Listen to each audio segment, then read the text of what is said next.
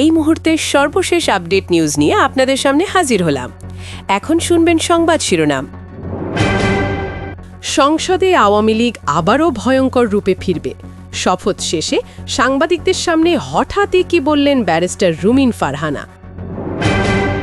কুড়িগ্রামে গুড়িডোয়া আওয়ামী লীগ কার্যালয়ে ব্যানার ও জাতীয় পতাকা উত্তোলন। জিয়াউল হাসান একজন সিরিয়াল কিলার, বললেন সাবেক সেনাপ্রধান ইকবাল। আরও জানাবো, দিল্লিতে 40 মিনিট পুলিশ হেফাজতে সমন্বয়ক মাহাদি। আপনারা দেখছেন লাইভ নিউজ বাংলা। এতক্ষণ দেখছিলেন সংবাদ শিরোনাম, এখন দেখুন বিস্তারিত। ত্রয়োদশ জাতীয় সংসদের শপথ অনুষ্ঠান শেষ হতে ব্রাহ্মণবাড়িয়া 2 আসন থেকে স্বতন্ত্র এমপি হিসেবে নির্বাচিত ব্যারিস্টার রুমিন ফারহানাকে ঘিরে রাজনৈতিক অঙ্গনে নতুন গুঞ্জন শুরু হয়েছে। শপথ নেওয়ার পর সংসদ ভবনের বাইরে সাংবাদিকদের সঙ্গে কথা বলতে গিয়ে তিনি আওয়ামী লীগের অনুপস্থিতি নিয়ে মন্তব্য করেন। তার কথায় সরাসরি আওয়ামী লীগ ফিরছে এমন কিছু ছিল না, তবু সামাজিক মাধ্যমে শিরোনাম করে ছড়িয়ে পড়া পোস্টগুলো নতুন বিতর্কের জন্ম দেয়। মঙ্গলবার দুপুরে জাতীয় সংসদ ভবনে প্রধান নির্বাচন কমিশনারের সামনে শপথ নেন রুমিন ফারহানা, কিন্তু সংবিধান সংস্কার পরিষদের শপথ অনুষ্ঠানে না গিয়ে তিনি বেরিয়ে আসেন। এই অবস্থানটা জামায়াতের এমপিদের মতোই। শপথ শেষে সাংবাদিকরা প্রশ্ন করলে রুমিন বলেন, আগের 3টি নির্বাচনে বিএনপি ছিল না বলে সবাই একতরফা বলেছে, এবার আওয়ামী লীগ নেই মানে দেশের অন্তত 30% মানুষের প্রতিনিধি নেই সংসদে। সত্যি বলতে আমি খুব বড় পার্থক্য দেখছি না। এই মন্তব্য রাজনীতিতে তাৎপর্যপূর্ণ বলে অনেকে মনে করছেন, কারণ 2024 সালের অগাস্টে গণ অভ্যুত্থানের পর আওয়ামী লীগ নিষিদ্ধ হয়েছে, তাদের নেতৃত্বাধীন সরকারও আর নেই। নির্বাচন কমিশনের তথ্য বলছে এবার আওয়ামী লীগ নির্বাচনে অংশই নেয়নি, সংসদে তাদের কেউ নেই। বিএনপি নেতৃত্বাধীন জোট এখন সংখ্যাগরিষ্ঠ, সরকারও গঠন করেছে। রুমিন ফারহানা, যিনি বিএনপি থেকে বহিষ্কৃত হয়ে স্বতন্ত্রভাবে বিপুল ভোটে জিতেছেন, তার বক্তব্য সংসদের বৈধতা ও প্রতিনিধিত্ব নিয়ে প্রশ্ন তুলছে। তিনি আরও বলেন, আগের সংসদগুলোতে বিএনপি না থাকায় যেমন অভিযোগ উঠেছিল, এবার আওয়ামী লীগ ও কিছু বাম দলের না থাকায় একই অবস্থা। সাংবাদিকরা জানতে চান, এতে কি সংসদ অসম্পূর্ণ?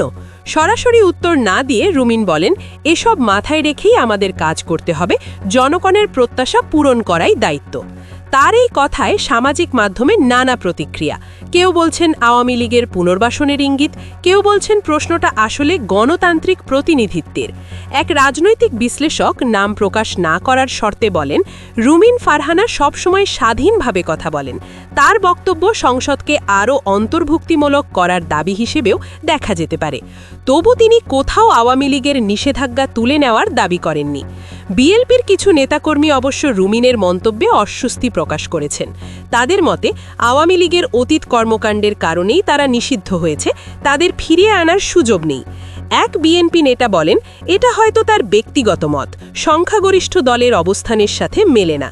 রুমিন এখনও বিএনপিতে ফিরবেন কিনা জানাননি, বরং বলেছেন তিনি স্বতন্ত্র এমপি হিসেবে জনগণের জন্য কাজ করবেন, দেশের স্বার্থই সবার আগে।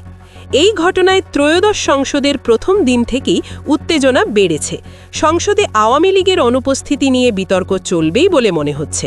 পর্যবেক্ষকদের মতে, রুমিনের মন্তব্য নতুন রাজনৈতিক আলোচনা তৈরি করতে পারে, বিশেষ করে সংস্কার আর অন্তর্ভুক্তিমূলক গণতন্ত্র নিয়ে। এদিকে আওয়ামী লীগ সরকার আমলে বহু গুম খুনের ঘটনায় মানবতাবিরোধী অপরাধের মামলায় সাবেক সেনাপ্রধান জেনারেল ইকবাল করিম ভূঁইয়া সাক্ষ্য দিয়েছেন অবসরপ্রাপ্ত মেজর জেনারেল জিয়াউল হাসানের বিরুদ্ধে। তিনি জিয়াউলকে সিরিয়াল কিলার বলে পদোন্নতির বিরোধিতা করেছিলেন, যদিও পদোন্নতি বোর্ডের বেশিরভাগ তাকে ভালো কর্মকর্তা বলে পদোন্নতির সুপারিশ করেছিল।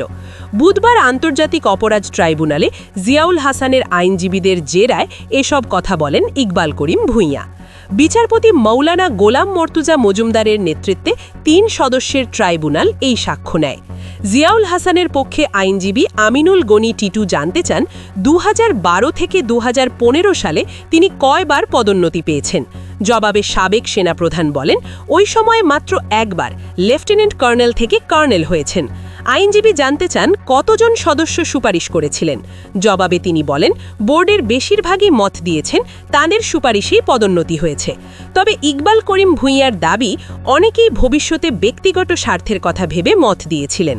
সাক্ষ্যের এক পর্যায়ে তিনি বলেন, তৎকালীন মেজর জেনারেল মোমেনকে ডেকে জানিয়েছিলেন, জিয়াউল একজন সিরিয়াল কিলার, আমি তার পদোন্নতির পক্ষে নই। মোমেন বিষয়টা সবাইকে বললেও বেশিরভাগ সদস্য তাকে ভালো কর্মকর্তা বলে পদোন্নতির সুপারিশ করেন। সাধারণত সেনাবাহিনীতে কর্নেল পদে পদোন্নতির জন্য স্টাফ কলেজ কোর্স শেষ করা বাধ্যতামূলক। জিয়াউল হাসান সে যোগ্যতা অর্জন করেননি, কোর্সও করেননি, এমনকি ব্যাটালিয়নও কমান্ড করেননি, কিন্তু এই সব কিছু কর্নেল হওয়ার জন্য খুবই দরকার। এদিকে বৈষম্য বিরোধী ছাত্র আন্দোলনের নেতা মাহাদি হাসান ভারতে যাওয়ার পর দিল্লি বিমানবন্দরে পুলিশ তাকে আটক করে রাখে। প্রায় ৪০ মিনিট ধরে তাকে হেফাজতে রাখে, পরে বাংলাদেশে পাঠিয়ে দেয়। নিজেই মাহাদি এই খবর নিশ্চিত করেছেন। তার আগের দিন ফিনল্যান্ডের দূতাবাসে থাকার সময় তার একটি ভিডিও ফেসবুকে ছড়িয়ে পড়ে। বুধবার দুপুরে ইন্ডিগো এয়ারলাইন্সের ফ্লাইটে তাকে ঢাকা পাঠানো হয়। মাহাদি ফেরার আগে ফেসবুক লাইভে বলেন, আমি এখন দিল্লি বিমানবন্দর থেকে বলছি, আমার সঙ্গে কি হয়েছে দেশে গিয়ে সংবাদ সম্মেলনে বলবো। এখানে আমাকে ৪০ মিনিট পুলিশ হেফাজতে রাখা হয়েছে। আমি চেয়েছিলাম আমার দেশের দূতাবাসে কথা বলতে, কিন্তু তবুও আমার সঙ্গে খারাপ ব্যবহার করেছে। এরপর দ্রুত ইমিগ্রেশন শেষ করে তাকে দেশে ফেরত পাঠানো হয়।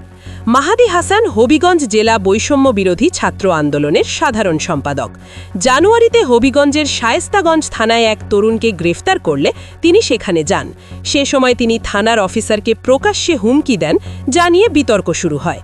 পুলিশ তাকে গ্রেফতার করলেও আন্দোলনের চাপে ২৪ ঘণ্টার মধ্যেই তিনি জামিনে মুক্তি পান।